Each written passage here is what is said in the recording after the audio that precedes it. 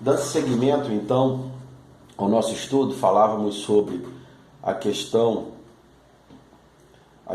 do entendimento da igreja, o entendimento, né, questão de entendimento mesmo, entendimento humano, estrutural da igreja e o entendimento espiritual da igreja, né? Nós falávamos ali sobre a questão dos dons, que o povo, né, a igreja em Coríntios, ela exaltava muitas questões da espiritualidade, dos dons espirituais, fazia o mau uso, e dentre os dons espirituais, uma das coisas mais controversas que existia era o uso de dom de línguas, principalmente no culto público. Dos 9 dons espirituais, Paulo estimula principalmente o de profecia, porque o dom de línguas era um dom muito estimulado. As pessoas falam em línguas, mas são línguas que não são inteligíveis, são mistérios que são falados diante de Deus. E no culto público, se todos falassem em mistérios de Deus, né, simplesmente o indouto, o descrente que entrasse poderia achar que pudesse estar no local onde se existissem pessoas, me perdoem o termo, doidas. Mas enfim, havia uma relevância então da igreja de Corinto pelo dom de línguas. E por isso Paulo orientava, né, que o culto público não poderia ser um culto de línguas estranhas. Nós vemos hoje em dia muito desse perfil, né, em muitas igrejas irmãs, exatamente pela falta do conhecimento bíblico e principalmente diante daquilo que Paulo fala nos capítulos 12 e 13 de 1 Coríntios, que traz a disciplina do uso dos dons, inclusive tema esse que já foi abordado até por nós na escola dominical em lições passadas. Nesse sentido, as línguas estranhas é um sinal para os incrédulos. A pessoa fala uma palavra inteligível, chega, é um sinal. A pessoa, onde que eu estou chegando? O que é isso? Não para os crentes, mas a profecia é para os que creem. Então, assim, a profecia é algo que Deus vai manifestar aquilo que está oculto ao coração do seu servo, o coração da igreja, do homem que precisa ouvir a Deus, né? E é até interessante que o livro de Provérbios fala que sem profecia o povo se corrompe. Nós precisamos, muitas das vezes, nós lemos a palavra, oramos, mas muitas das vezes nós precisamos que Deus fale conosco. Deus fala ao nosso coração, fala ao nosso entendimento. Deus, quando nós dormimos, Ele dá sonhos que às vezes achamos que são coisas da nossa cabeça, mas são sonhos proféticos. Deus fala conosco. E nós precisamos ter noção disso. A profecia para os que creem. Por quê? Porque as línguas estranhas, se tiver a interpretação do mistério, né, daquele mistério, fala em mistérios, qual a interpretação? É o quê? É uma palavra profética que traz palavras inteligíveis para o entendimento daquele que ouve. Havendo profecia, né, o incrédulo ou indouto manifesta os segredos do coração. A pessoa chega na igreja, não conhece aquele enquadramento de culto, enfim, quando ele vê que a sua vida é revelada profeticamente pelo mover do Espírito Santo, a pessoa reconhece que Deus está no meio do seu povo. E isso é muito interessante, Nós vamos aqui então fazer uma recapitulação, né? Nós falamos aqui os 9 dons, principalmente de profecia. No versículo 1 fala, procurai com zelo, seguir o amor. Foi o que nós falávamos no slide anterior.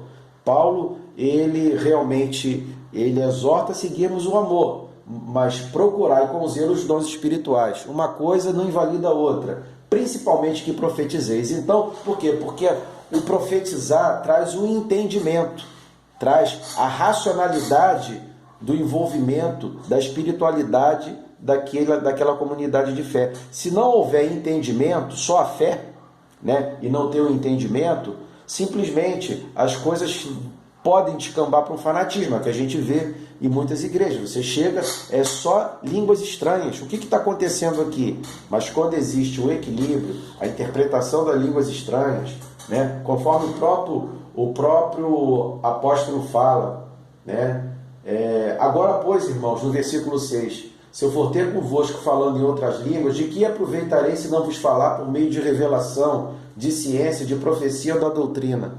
Né? Quando a gente chega num culto arrumado, que tem doutrina, tem a palavra de Deus, né? A pessoa muitas das vezes pega o microfone, ora, e a oração dela é profética, fala, revela as entranhas da pessoa, aquilo que está em oculto às pessoas, ou por meio da ciência ou da revelação, ou seja, todos são edificados.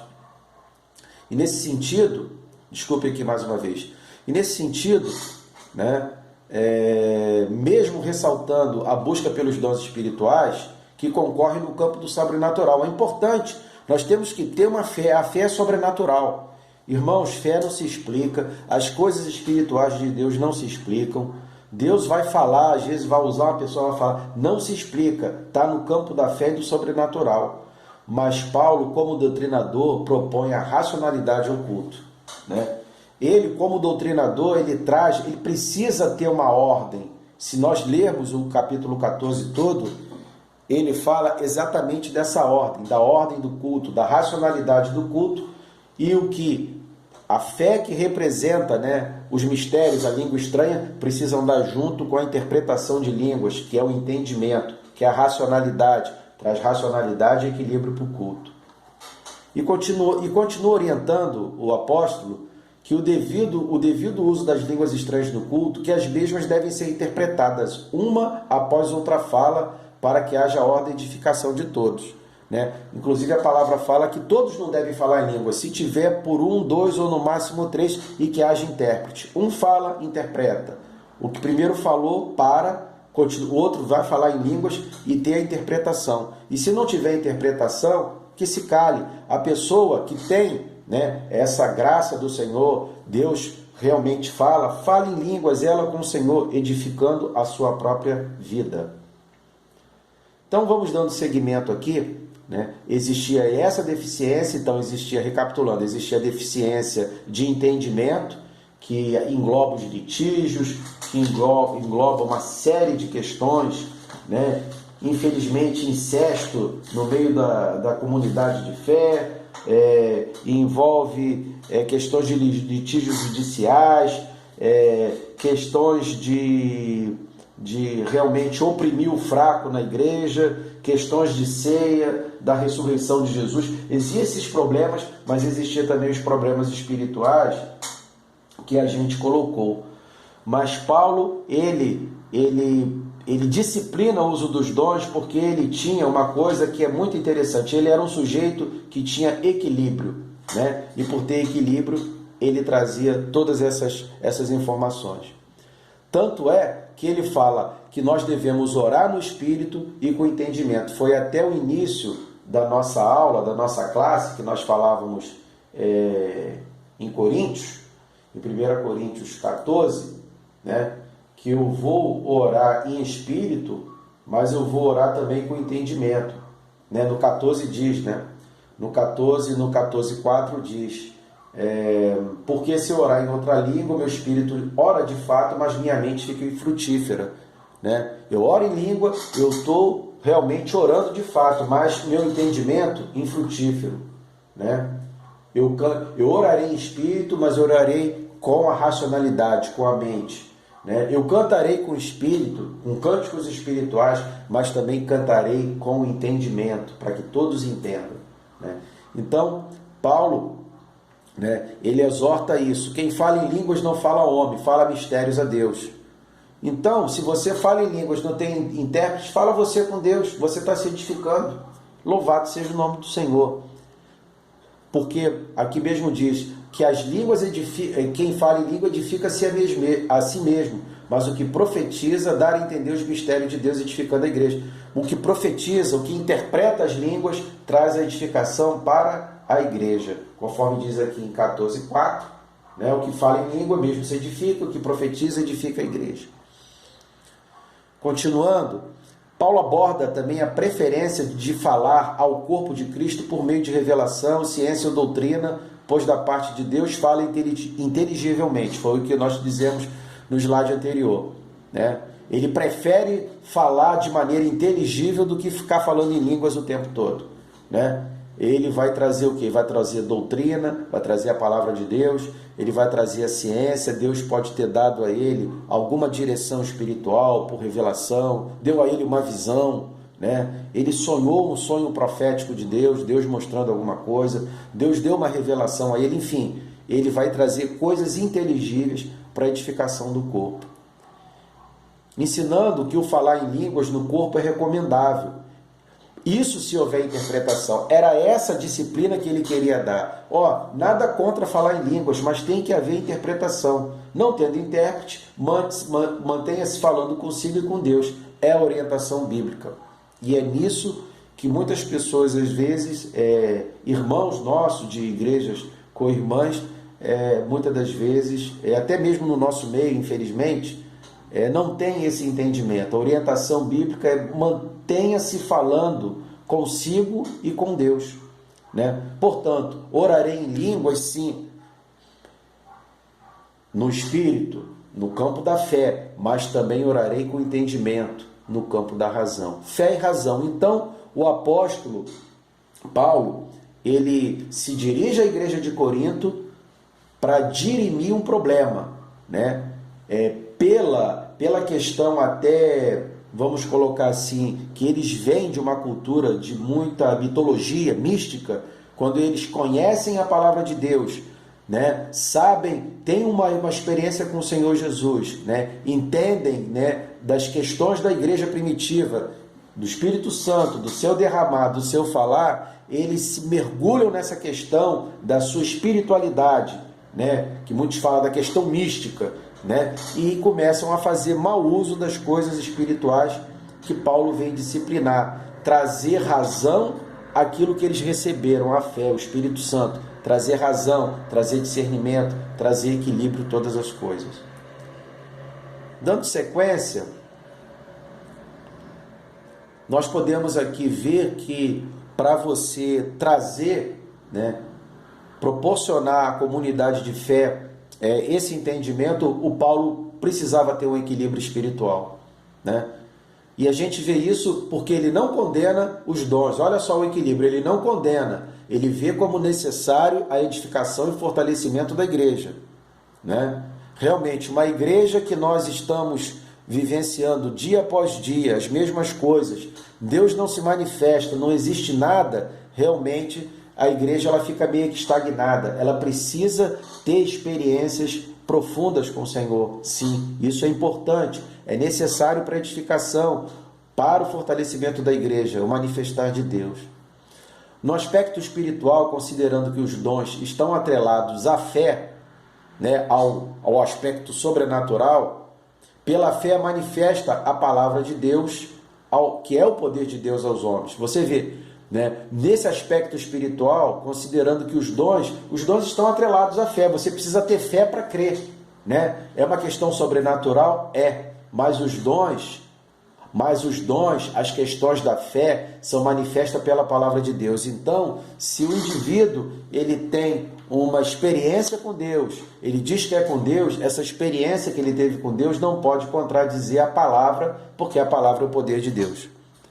Não pode, ou seja, uma manifestação do Espírito Santo, ela tem que estar realmente balizada da palavra de Deus, porque senão será uma coisa realmente que... E é por isso que é importante, né? É importante Paulo, porque Paulo conhecia muito a palavra de Deus. Ele tinha as experiências profundas com o Senhor, né? De arrebatamento, ele se deu como morto, ele foi num local e que um homem nenhum seria digno, ele fala isso na palavra, né? Ele foi um homem que ele passava, as pessoas tocavam, as pessoas ficavam curadas, ele chega na ilha de Malta e cura toda aquela ilha, né? Eutico cai do terceiro andar, morre, ele ressuscita. Então ele era um homem espiritual, com muitas experiências espirituais, mas era um homem que tinha o embasamento na palavra, né? Então nós temos que o dom, ele nos leva à fé, ao sobrenatural, né? E a fé é manifestada pela palavra de Deus? Sim, a palavra de Deus tem que andar junto com a fé, né? Que é o poder de Deus, né? A palavra de Deus está acima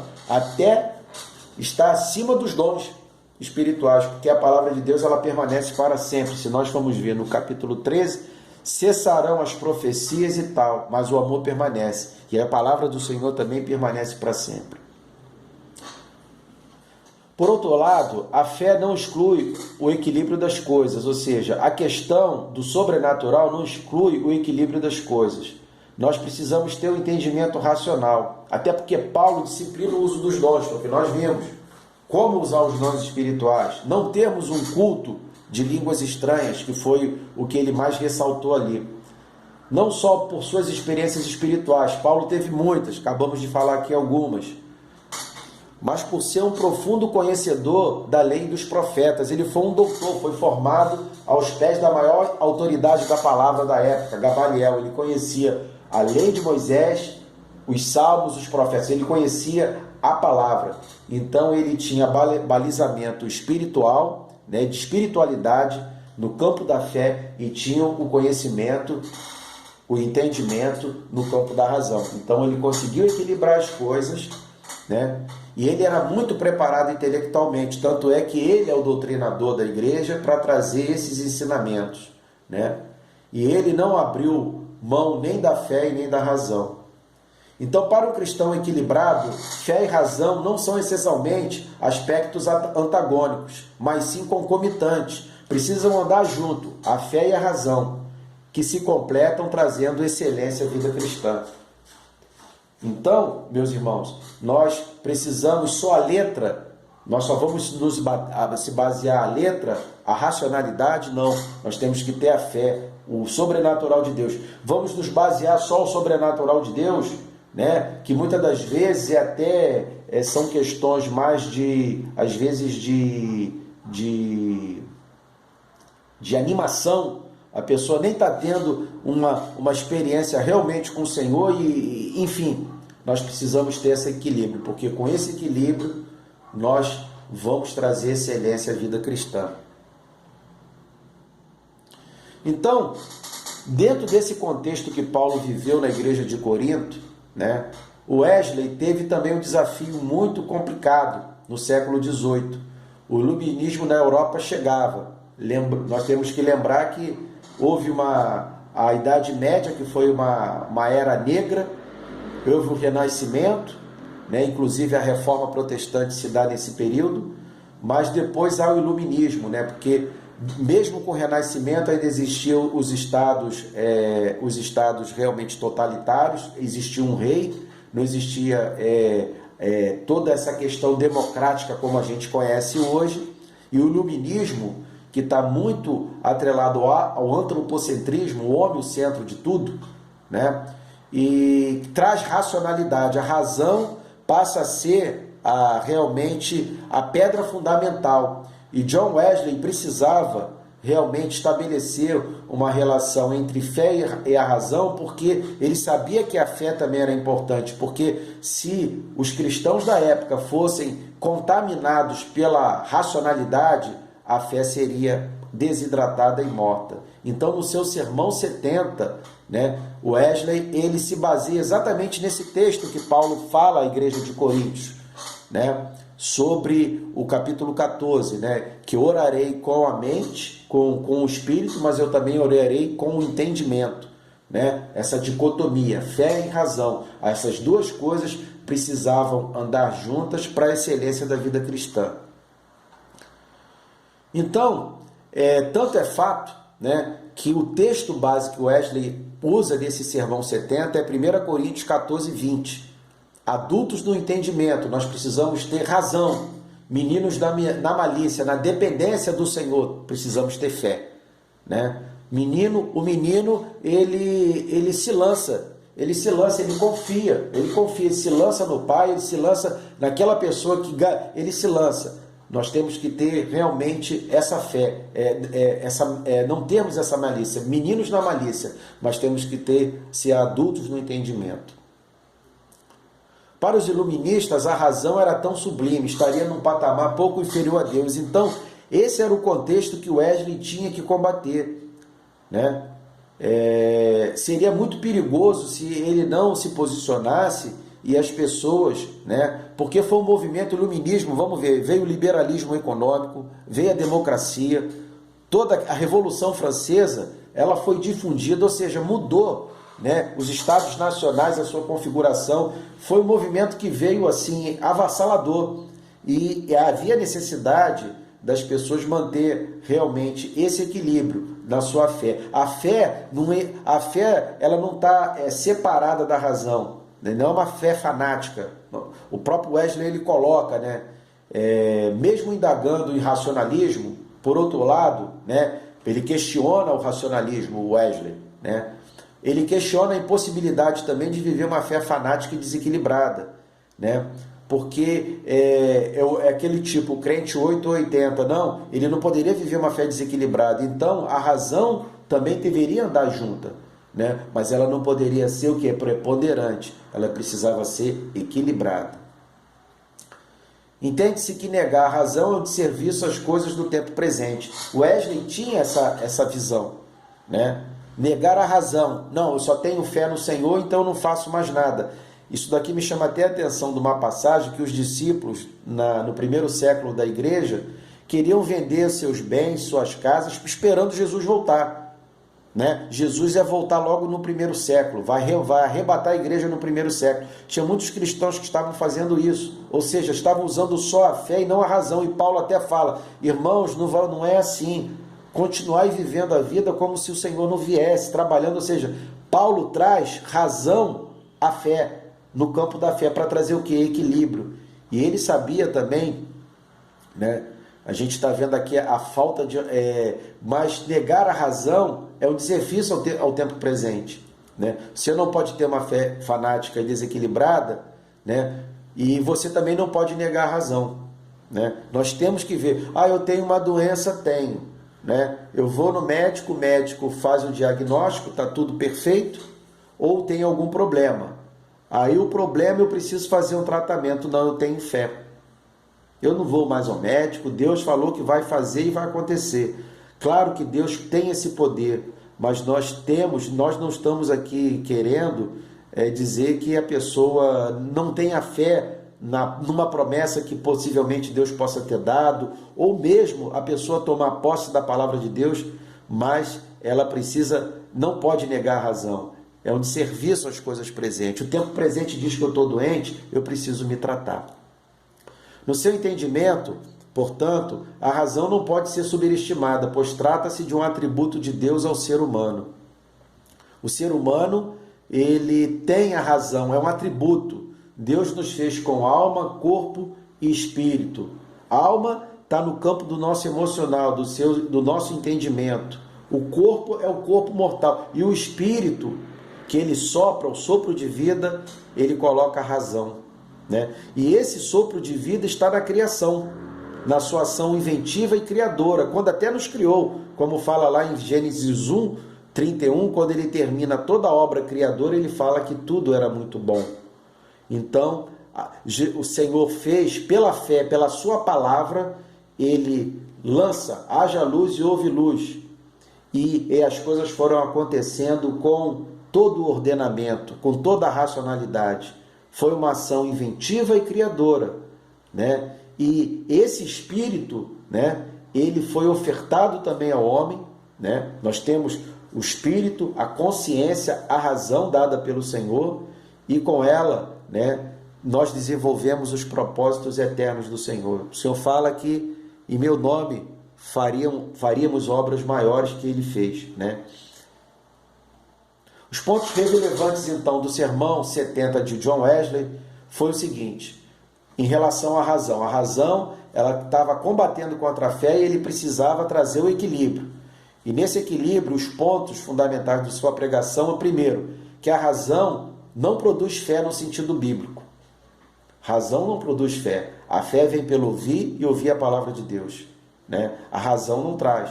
Tanto fato é que, se nós formos na universidade, nós vamos encontrar tantos racionalistas que não têm fé nenhuma, no sentido bíblico. A fé no Senhor, a fé no espiritual, no invisível, naquilo que não se vê.